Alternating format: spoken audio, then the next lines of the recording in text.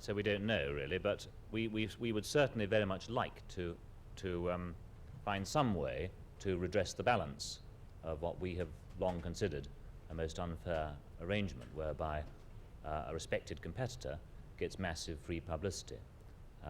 What the BBC's view is, only they can say. Will you be able to say when the company is going public? When we sold shares last year, sorry, the year before last now, to a limited number of shareholders in the city, we said that we hoped to go public late this year or soon afterwards. That's still the plan, though we have no, it's not yet. We've not set any dates yet. Will this be a full listing or a US listing? That's not been decided. Well, of course, a very large use will be as a word processor, but and of course, again, it depends a lot on the individual's needs, and so there are the obvious applications that arise out of the packages that we're selling with it. Spreadsheets, of course, would be applicable to some individuals, but I think one important point to realize is that it is an extremely powerful computer. We don't yet know. We don't know where it'll take us. The direction in which the Spectrum took us was very largely unexpected, and indeed, when we launched it, we said the same thing then, that we didn't know. There would be so many programs coming out, so many inventive people finding creative uses for it, that it was very hard to predict. And I think the same thing will happen here.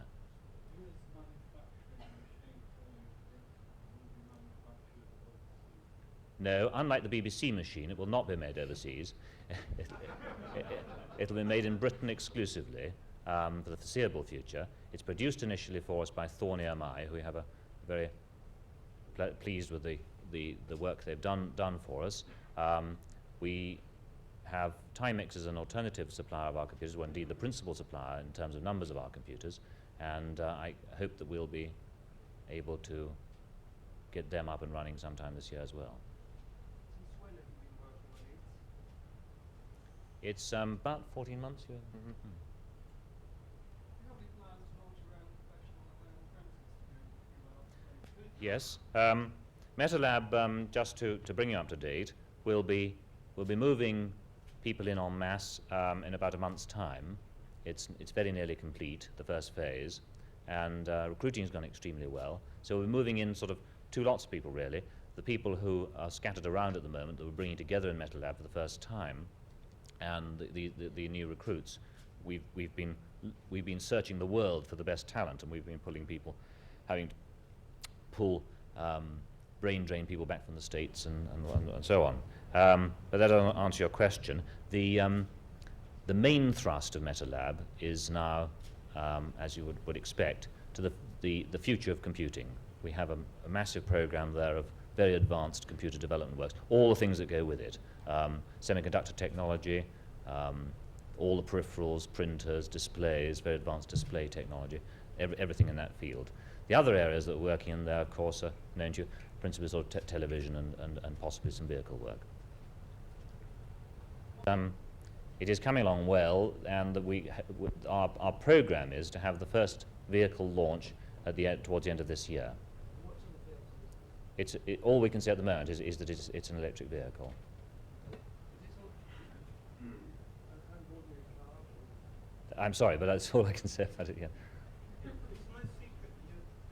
About getting starting with 20,000 and building up to 100,000 by the end of the year a month. That's including time.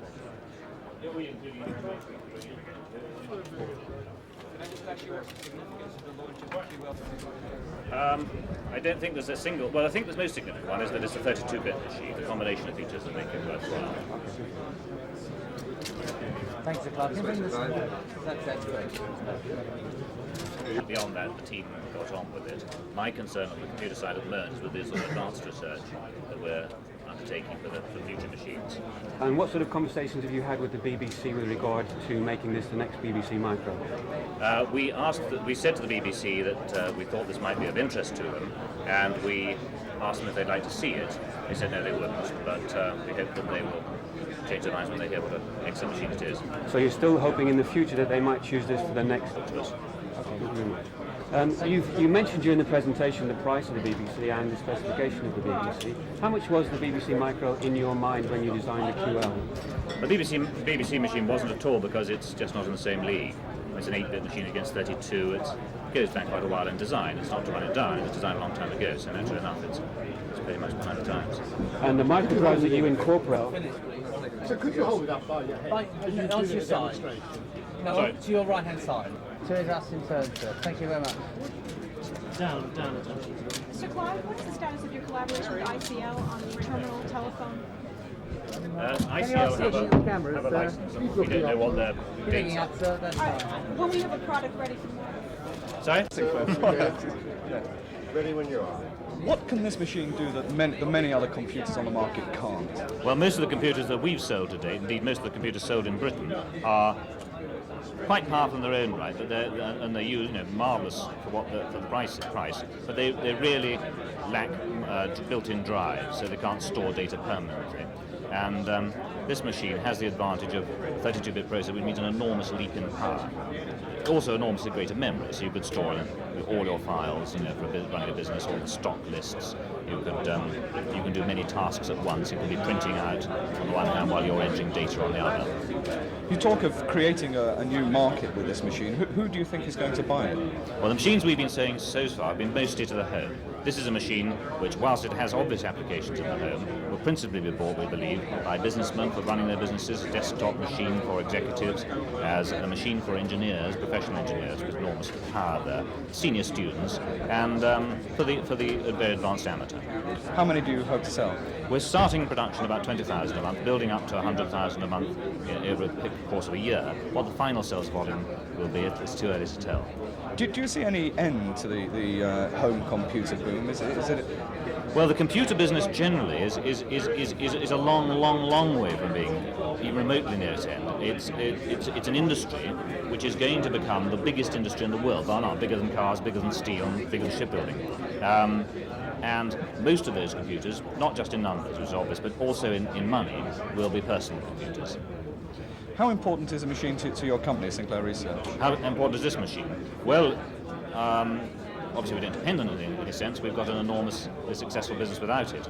But I do believe that this computer, this one product, will very rapidly gain double the size of the business. And finally, what's next from Sinclair Research? What's the next product? We've got a mystery product coming in the middle of the year, which is, it wouldn't be a mystery if I told you what it was, but we have got another product totally outside the computer sphere. And then at the end of the year, we've got our first electric vehicle. Thank you very much. Thank you.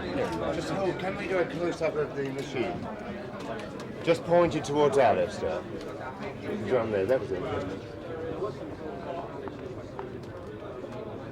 Okay, fine.